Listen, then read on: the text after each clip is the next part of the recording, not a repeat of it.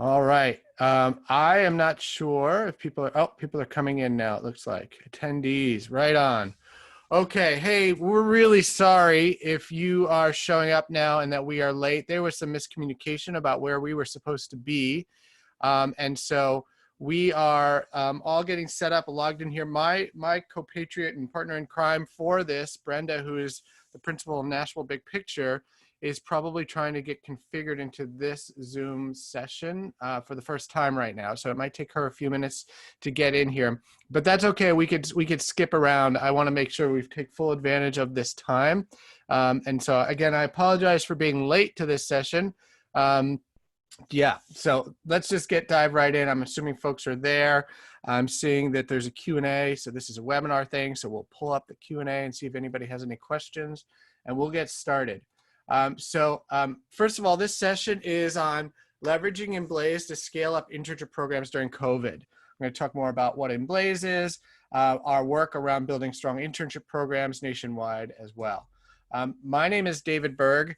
I am the Director of Technology for an organization called Big Picture Learning. It's a national nonprofit. I'm up in Washington State, outside of Seattle. Also coming on the call, we were just hanging out in a different Zoom, is Brenda Diaz. She's the principal of, and she may be texting me right now. Yes, she is. Oh, shoot. Oh, good. I'm in the Zoom and I'm in the right place. Great, excellent. I'm not sure, Brenda, if you can ping if you're in here. I don't see you as one of the, let's see if I can make you a Dr. Brenda Diaz. I'm not sure. Brenda, you might be in as an attendee right now. So if that's the case, I'll have to speak for you because I don't know if we can get your voice on here. But if that's the case, also, if you want to email the CTE people and see if they can elevate you from an attendee to a panelist, that would be great. Let me see if I don't have control of doing that, unfortunately. Hi, David. We're listening. We can take care of it for you. Okay, thank you. Dr. Brenda Diaz, thank you. Sure. Great. Okay, so she'll be coming in as well. I'm going to keep moving along here, and I'll let her talk more, introduce herself in a little bit. What I will say is that I am a former educator. I was a high school teacher in California for many, many years. And I, as a high school science teacher at a high school where kids were getting out into the real world, it always made me freaking nervous when kids were leaving for internships, because at that school, kids went to internships 2 days a week for the entire high school career, a big commitment to building social capital for kids. And it made me nervous because I didn't know that kids were showing up. I didn't know what they were learning there. There was a lot of things that were outside of my view. When kids are in your classroom, they're in your view. You could see them, and you could see at least, and good teachers have the spidey sense to sense what learning and the depth of learning that's going on. When kids leave the building to learn, when they go out to internships, that gets more vague and a little bit scary for me. So I'm actually the product owner of this platform, ImBlaze, that we're going to talk about. To talk about ImBlaze, though, what I'm going to do here is let me just make sure my screen share has got my audio on. Yes, it does. And I'm going to go to the next slide here. This will talk a little bit more about what ImBlaze is. This is a quick, short video here.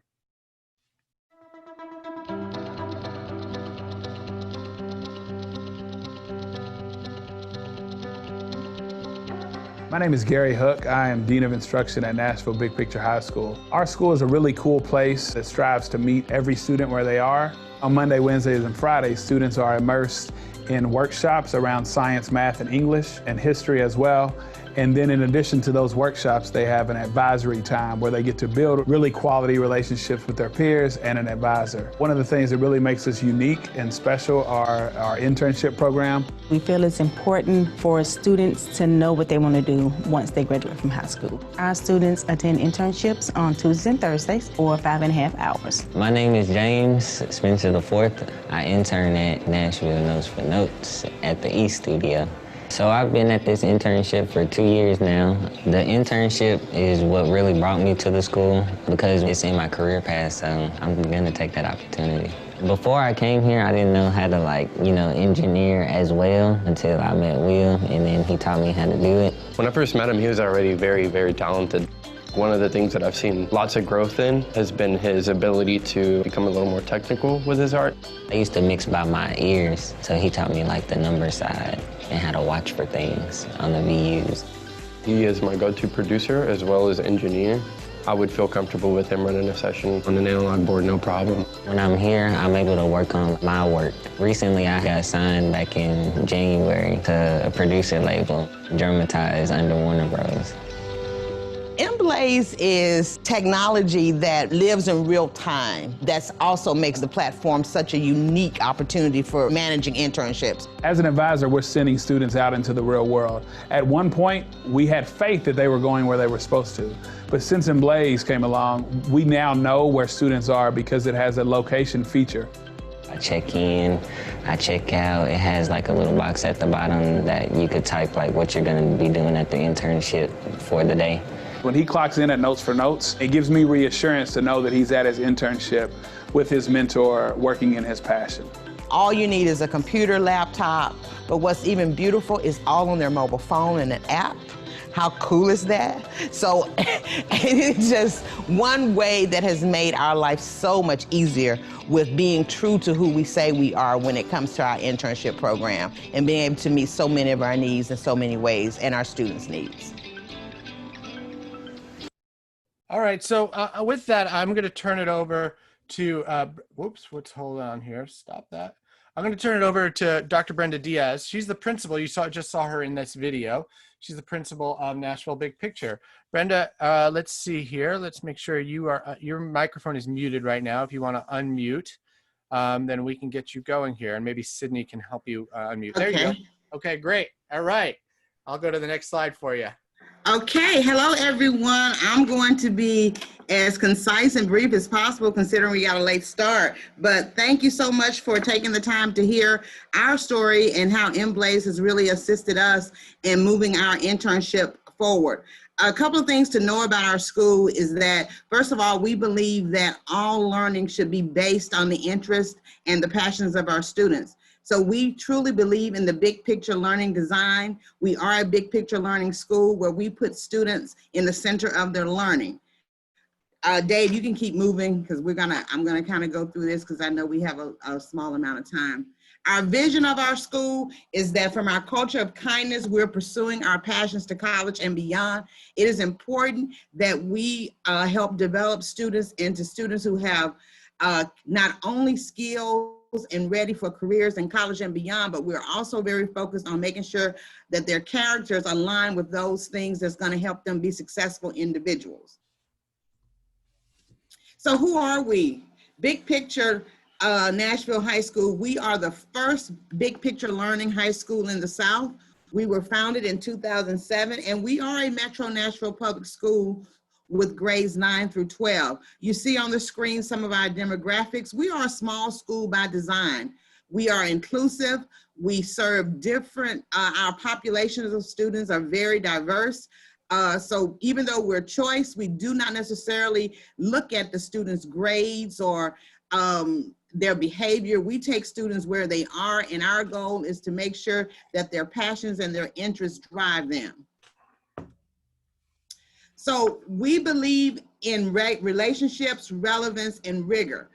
The key components of our school is just like any other traditional high school, except that our students attend classes on Monday, Wednesdays, and Fridays. It looks like any other school in the state of Tennessee. But on Tuesdays and Thursdays, our students are out in the community. They're in the community at internships. I want you to think about that. We have about 150 kids, and every one of those students are at an internship every Tuesday and Thursday for about 5.5 hours a day. And that is why ImBlaze has been so instrumental in helping us manage and hold our students accountable for those internships. They have a mentor at those internships at a local business in Davidson County who help us make sure that they are reaching their goals aligned with the CTE standards. So just some current bright spots. We know that everyone's school year ended early, but some things to know about our school from last year. 95% of our students were in an interest-based internships, and those students who were not attending internships, they were participating in dual enrollment classes with our partners with Nashville State. Our advisors, we call our teachers advisors, they utilize ImBlaze weekly on those Tuesdays and Thursdays. And our students utilize ImBlaze from checking in when they have arrived at their location. They use it for attendance. They use it to track their goals, to communicate with their advisor. The mentor can also see what students are doing and what they're writing about on ImBlaze. So ImBlaze has been one of those mechanisms that has helped us manage it. Before ImBlaze, we were just using Google Docs and Excel spreadsheets, and students were calling and making sure they were there. But the unique thing about ImBlaze, it also has a GPS function. So it allows us to know exactly when the student arrives and if they are there at that assigned internship site. In addition to the internships, our students do exhibitions and projects around their internship, real world projects. And then during exhibitions, they showcase those learnings that they've gotten at their internship. Our attendance rate before we ended the year early was at about 95%. That is pretty standard for our school. We boast a 100% graduation rate, and all of our seniors complete an approved senior capstone and or required community service hours. So basically, what I would like for you all to take away from our experience with ImBlaze is that it has really changed the game for our students and helping us know how many hours our kids are actually spending at their internships and providing them with a more quality experience. So thank you so much for listening to our story, and I'm going to hand it back over to David. Thank you. Thank you, Brenda. Do note that there is a questions and answers Q&A section to the Zoom webinar. And so if you have any questions, feel free to put them in there and Brenda and I can address those. So moving on, let's talk a little bit about the platform. Again, I want to point out, and when we talk about stats here, I work for a nonprofit organization. So we have built this platform and deployed it really based on impact. We want to reshape the role of building networks and building real world learning and the importance of CTE, frankly, in education. We really want to shift practice to emphasize those things. There are about 24,000 students that have been using the platform. There are about 110 programs. When I say programs, I mean schools like Nashville Big Picture, but there are also regional organizations like Youth Force NOLA down in New Orleans that use it to manage a summer internship program for a larger cohort of kids. There are programs like Here to Here in New York that manage the internships for multiple schools. So a program could be a school district, a summer youth engagement program, things like that. There are about 34,000 what we call opportunities in the database. Now you'll see we really believe in the value of schools building relationships locally with businesses. So it's that 34,000 opportunities is not available to all the students. There's a 34,000 opportunities in our global data set, but then students go in and they search for internships in their community that have been curated by their school or program. We have logged about 155,000 student attendance days. So those are days when students have shown up at an internship. And I really want to emphasize for CTE programs, the importance of the data on internships and apprenticeships. Work-based learning has been historically a data black hole. We don't have the efficacy data to show the importance of those programs, and ImBlaze really enables you to have the data around how these programs are impacting and just the learning that's happening at them for these young people.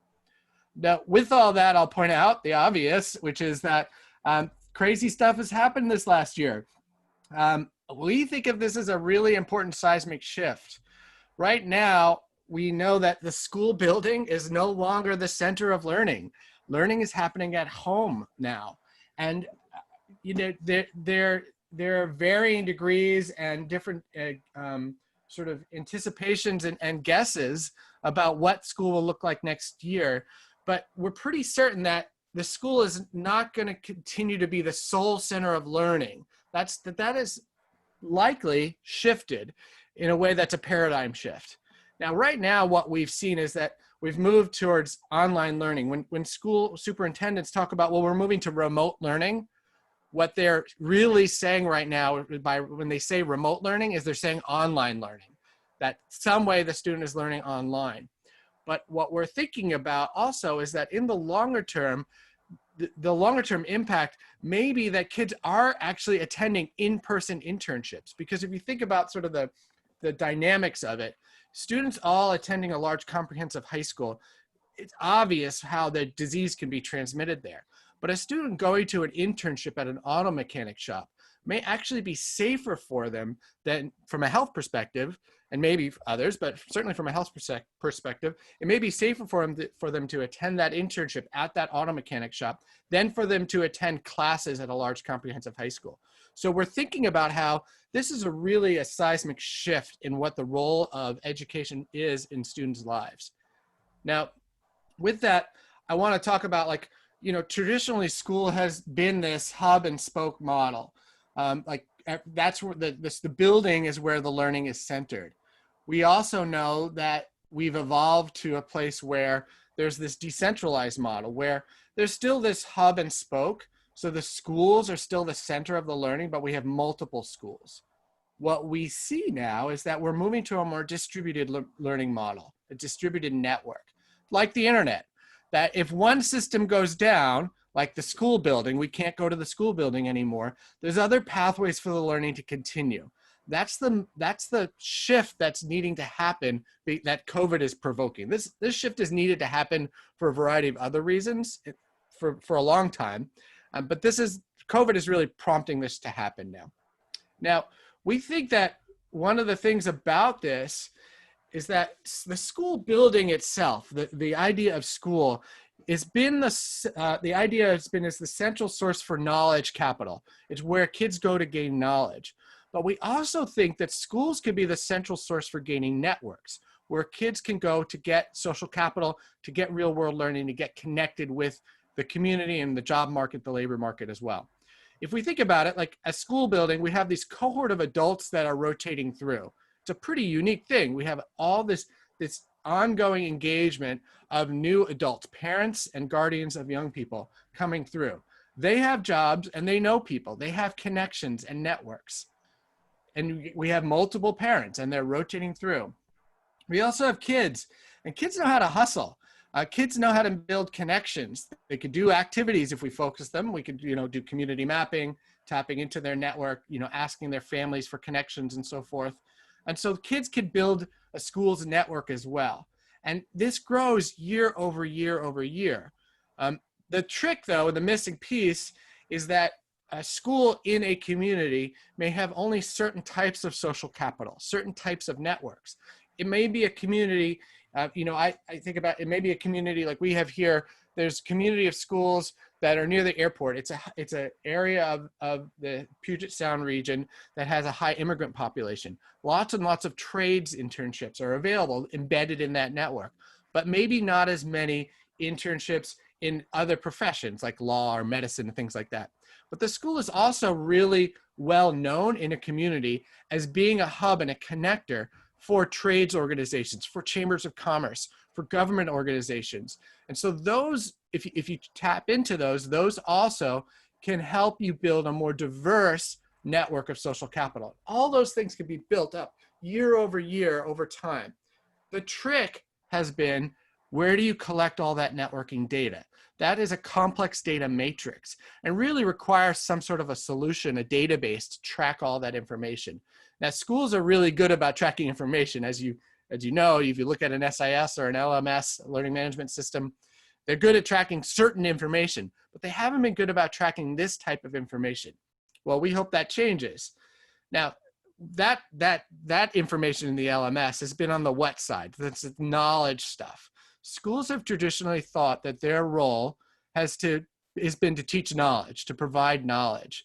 And the connections, has traditionally not been the job of school. But what we see now is that Venn diagram, the connection of those two, is actually really important to the whole student success. That's where they get jobs. That's where they get you persevere through college. That's where they find life partners, frankly. It's not just what you know, but who you know that finds your next date and so forth. And so what we see is that these roles have to shift, particularly when you consider that the job of what? The school's job of providing knowledge is maybe, arguably, becoming out of date. If students want to learn something, they go on YouTube to learn it.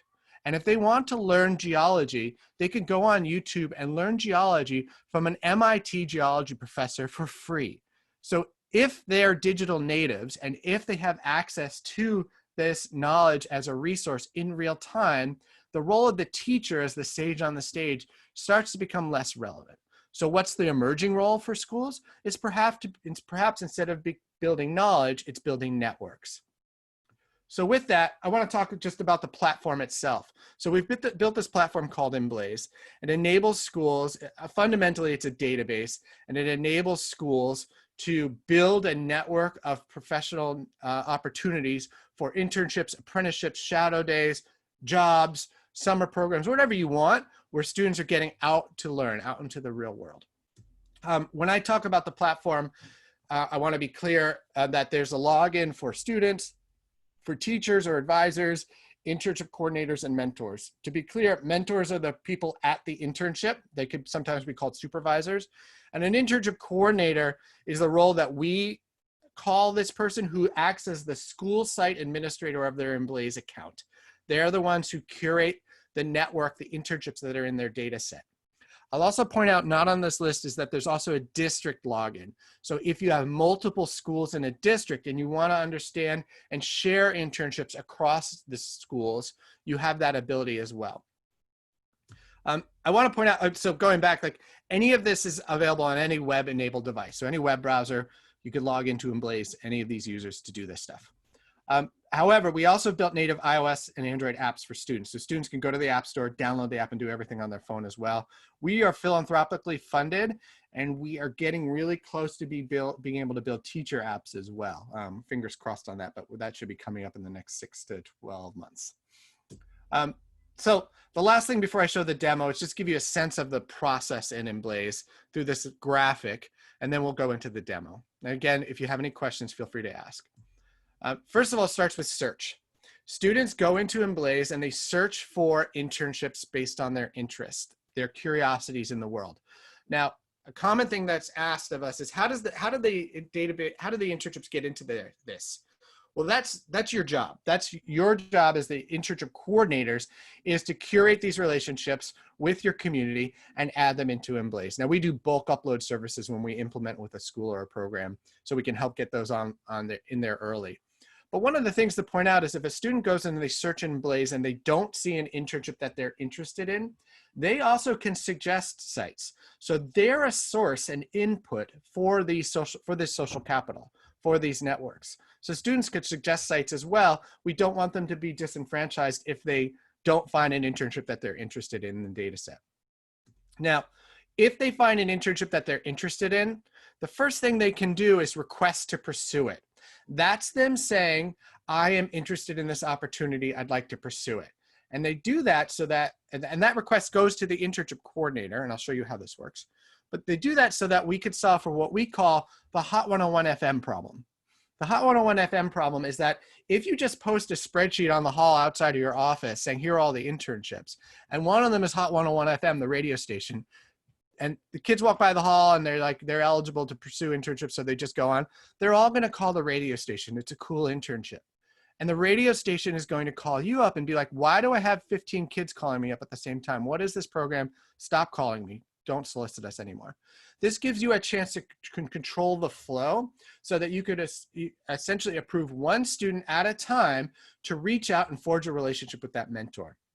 So if a student has been approved to pursue a site, you could set how much time they have to try to get that internship. Now, I want to call out, you also could just pair a kid with an internship. Be like, yeah, this is your internship, go. But we really wanted to enable student engagement and student ownership of the process, so they can drive the process forward. If that is something that you can afford to do in your school, is let the kids' interest drive the process.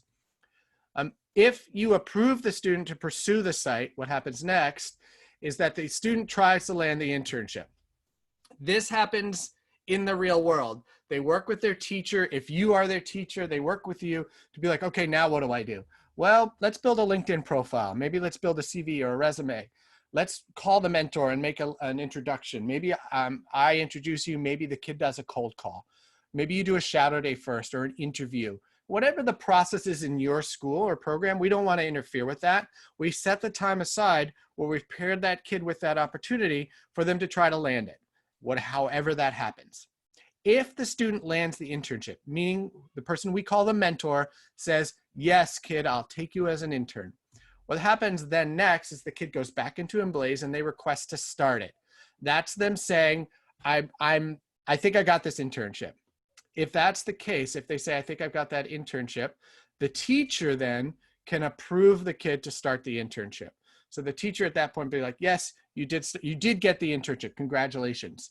Now this is a time for data collection. The teacher then could put in, what are the CTE goals? What are the accommodations that are being met? What are the days and hours for this internship? Whatever those things are, the teacher then could log all that information, really thinking about the importance of getting work-based learning data onboarded into the system. At that point, ImBlaze for the student becomes a tool for tracking attendance. And I'll show you how this works, but students check in at the start of the day, they check out at the end of the day, and when they check out at the end of the day, the mentor is sent an email asking them to verify the students check in and check out. So I really think we have the best in class ability to really assure that kids are attending internships and for you to collect real-time data on what's actually happening there. At some point, the student can request to end the internship and the internship can end. So that's the generalized process.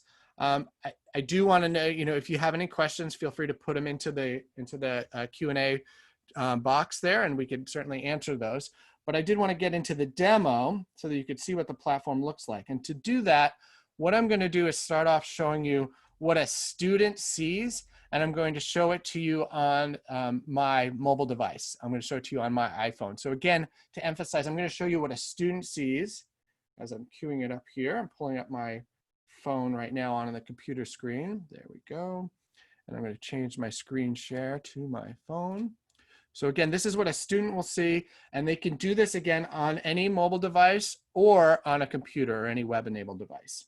So if I go to ImBlaze as a student, the first thing they see is a feed of notifications here. So these are, we use push notifications. So if a kid's been approved to start an internship, they get a push notification. If a kid has been approved to pursue a site, they get a push notification. So you're able to put that information into the student's hands really quickly to speed the process of student interest all the way to getting an internship.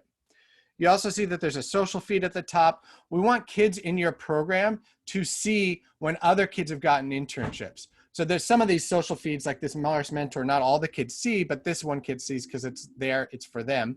But they also see if other kids have started internships in other places. So they see that like, oh, this is something that's happening. Kids are getting out at internships. Another thing that's cool about this is if an internship is filled, a kid can add it to their wish list. And if it then becomes available, they get notified that, oh, that internship that you were interested in that was filled is now available. So maybe you want to re-engage with that mentor.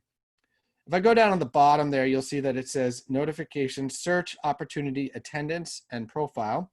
If we go to search here, we see, I'll turn that off. I'll talk about virtual internships in a moment.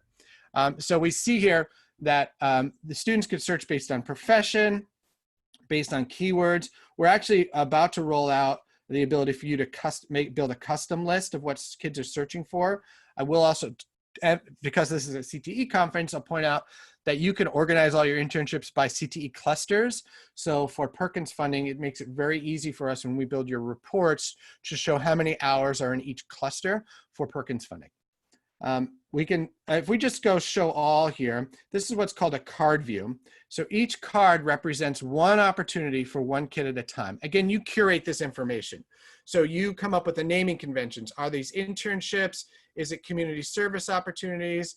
Is it a 17 and over? You come up with the naming conventions of what you want to call these. Maybe they're called apprenticeships, whatever it is, you can do that, and then students can search to find the opportunity that's right for them. Some of these are available. Some of these are filled already, meaning other kids are at them. You see there's that heart icon for a wish list. If I click into any of these, we could see here, this one's available. The profession of the mentor is business. The organization type is culinary. We want kids to find engineering internships at hospitals. So we want to emphasize, like, what's the profession of the mentor? Because that's really what the kid's going to learn, is that profession of the mentor. What's the organization type as well is important to know where that's happening. One other thing I'll point out is there's a little share icon at the top right. If students click on that, they could share this opportunity with their friends.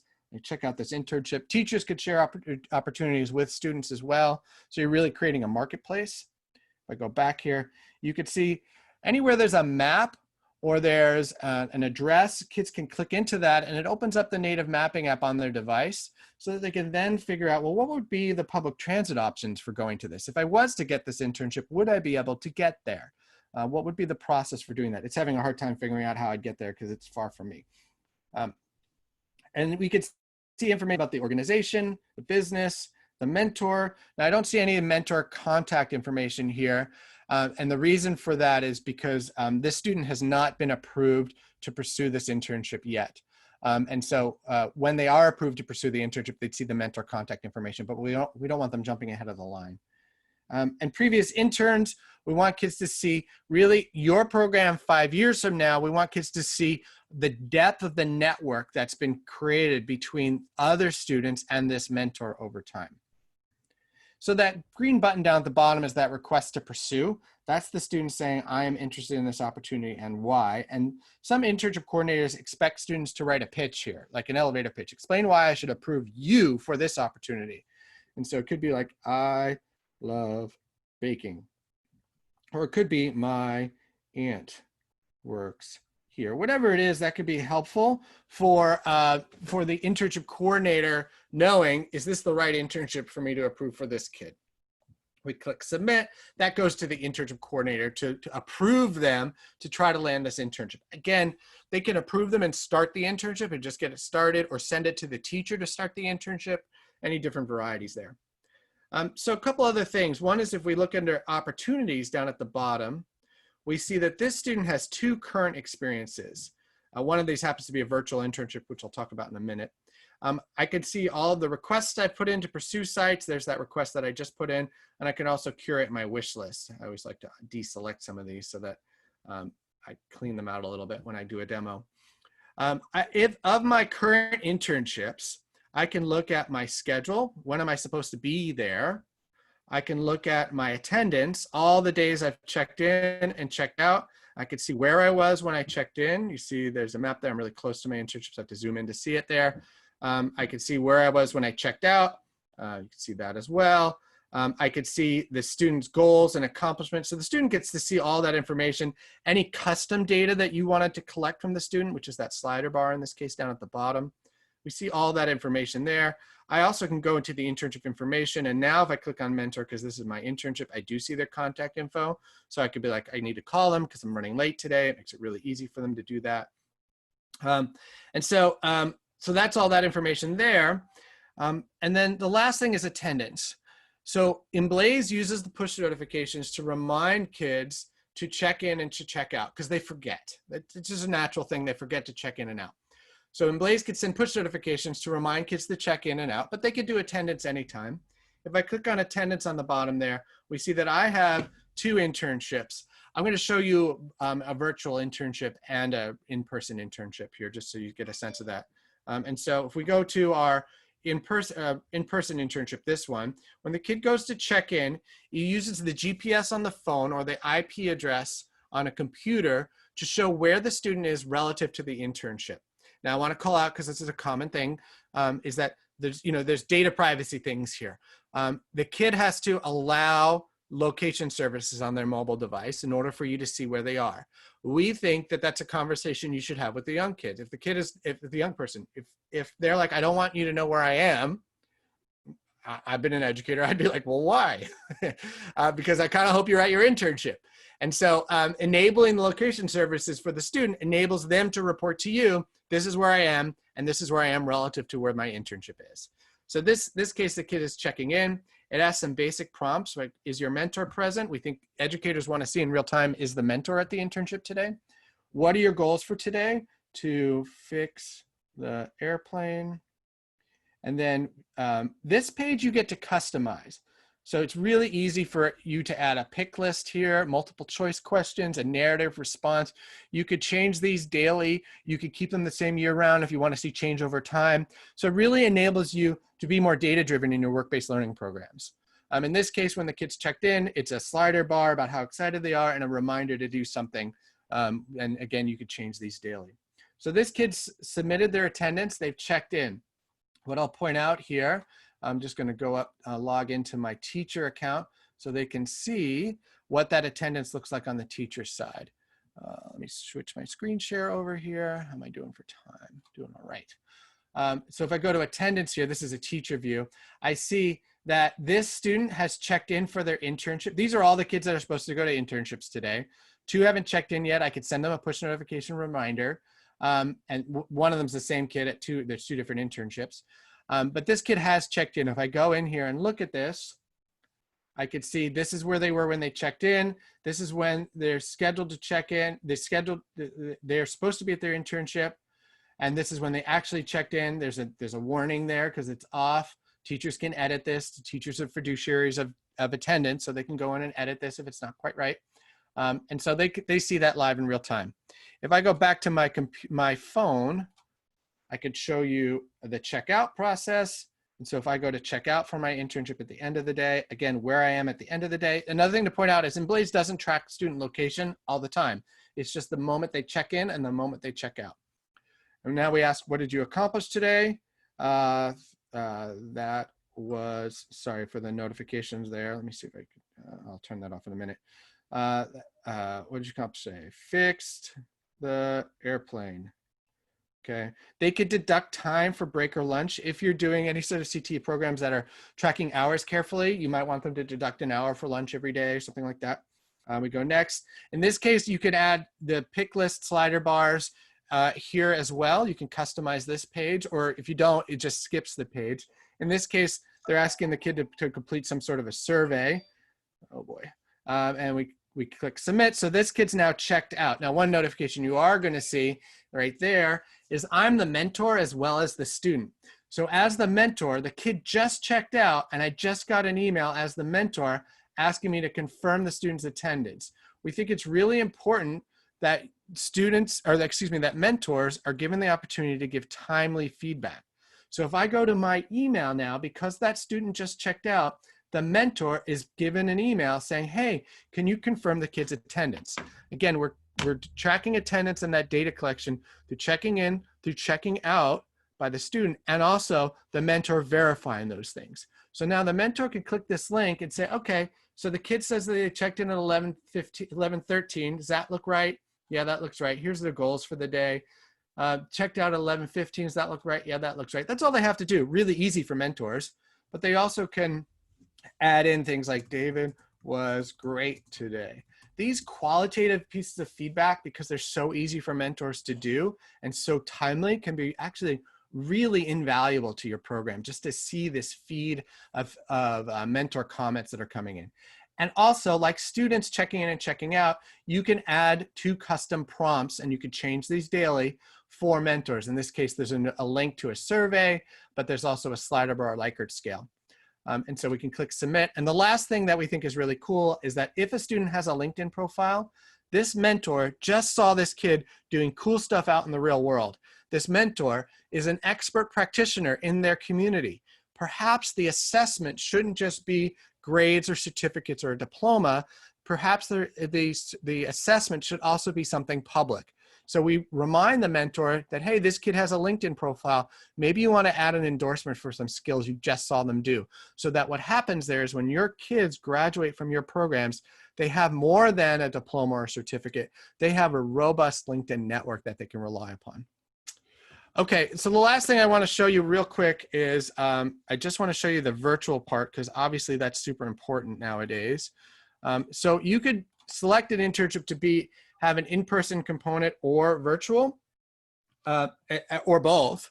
And so in this case, that internship at the top of my attendance, it has a virtual, is virtual. So instead here, when the kid goes to check in, it asks, is this an in-person day or is this a virtual day? We think that some days kids may be able to go in person to internships and some days they won't because of COVID. If there's an outbreak, they have to stay home. And so we could be like, okay, this is a virtual day. Now, instead of showing here the map that we showed it for an in-person day before, it doesn't show that because we don't want to report out where the student's location is right now. So we're not using the location services here. The kid could still check in for their virtual internship and it still asks the same data collection prompts to edit the film. There we go. We go next. And then same thing here, we can collect data on how excited the kid is or any data that you want to put here. But now what happens next when they submit, because it's a virtual internship, two things happen. One is the mentor just got an email, there's that email, reminding the mentor that, hey, the kid's not showing up in person for this internship today. They are actually showing up virtually for this internship. So the mentor just got an email saying, hey, go to this Zoom link or this GoToMeeting link or this Skype link or Google Hangout, because that's where the kid is. And the kid is shown, okay, here's where the meeting is today. The meeting today is at this link. And so the internship coordinators add the URLs for this. And so the kid in this case can copy this if they want to paste it onto their computer to join it through their computer. And again, you can do all this on their computer as well. But they can go join then, and when they go join, in this case, it's going, because it's a Zoom link, it's going to Zoom, and I don't have the Zoom app installed on my phone, but it's asking me to install it. So that's the virtual internships. So a couple other things, and then I'll start to wrap up here. I just want to show you, first of all, the teacher here, if we go back here, I'll go back to attendance, we see now this kid has checked in and checked out for their airplane mechanic internship. Kids checked in for their film curation internship. That was the virtual one.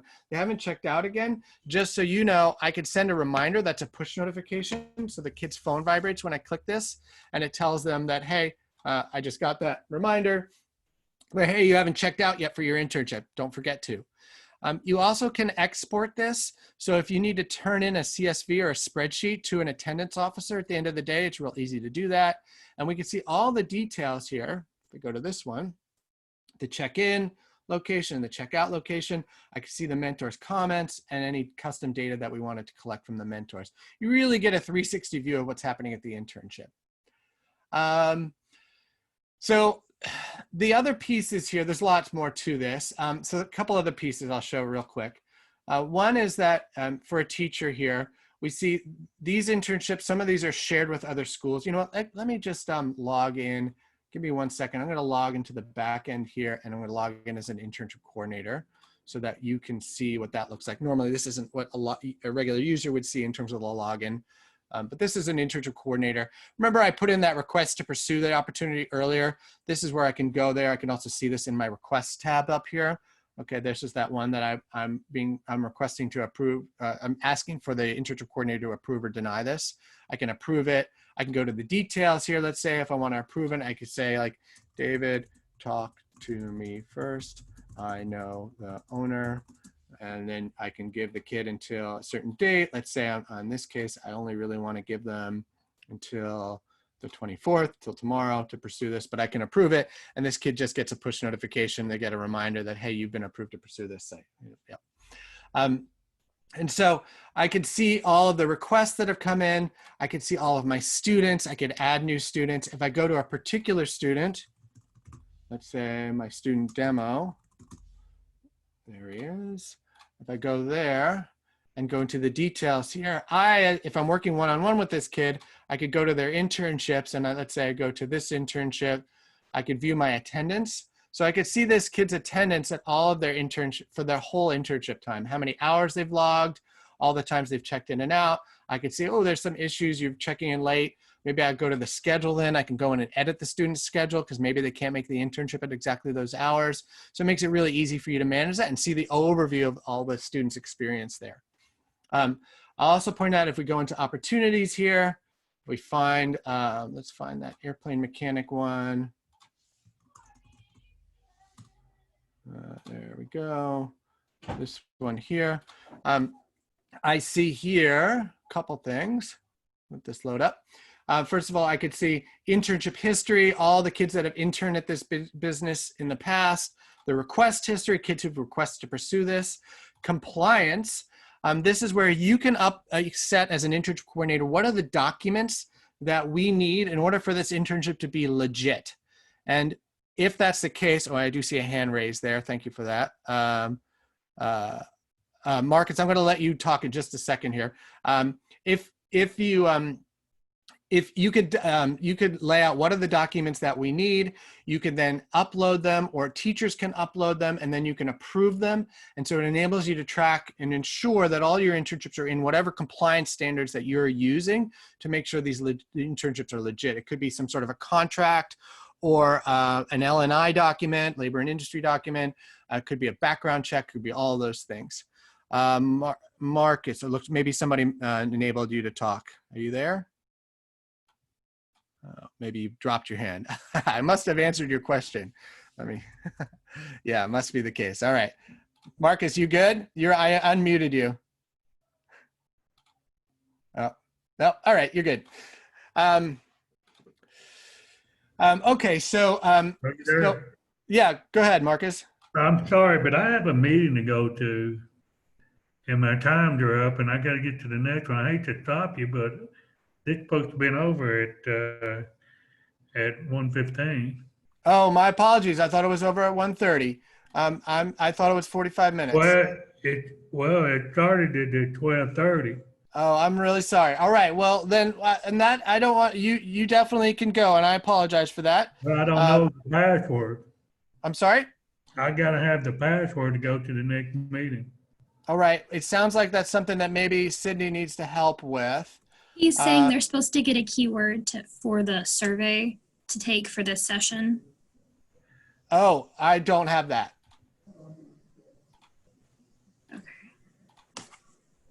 Should have been in your email. Okay, yeah, 1 second then. All right. My apologies. My apologies. I'm sorry, but my next one starts at 1:30. All right. My next one starts at 1:30, and I'm trying to get over to it. Okay.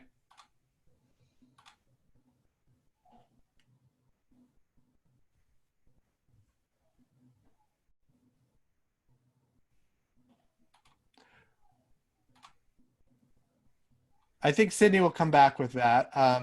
So I appreciate everybody attending. There's definitely lots of other things that I would be happy to share with you about this. For instance, the analytics, the ability for you to track internship data over time, CTE hours. We built custom analytics for folks to enable that to happen. But I don't want to take up anybody else's time. I apologize for that. And we'll see here. I'm going to share stop my screen here to see if I can find out what that code is as well. Keyword is forest, F-O-R-E-S-T. Forest. Pardon me, what was that? Forest. I can't understand you. I can't hear you. Forest. Spell it. F-O-R-E-S-T. S-O-R. Like a E-S-T. forest, like a wood? Yes, the forest, yes. Okay, thank you. Sorry, I didn't mean to interrupt or break up. No problem. I actually appreciate you doing that because I didn't realize that we were running over. And I don't want to take up people's time. So folks, if you do have any additional questions, I do want to point out, thank you for showing up here today. Really appreciate it. If you have any questions, feel free to reach out to me. You can also, if you go to ImBlaze.org, you can go to our website, you can log in, we could schedule a demo with you and your team if you'd like. You could also email me directly, david@imblaze.org as well, and I'm happy to chat with folks further. Dr. Diaz, thank you so much for attending. I see that you're still here. I really appreciate it. Thank you for talking about your amazing program. I love Nashville. I can't wait for COVID to be lifted so I can come hang out with you all in Nashville again.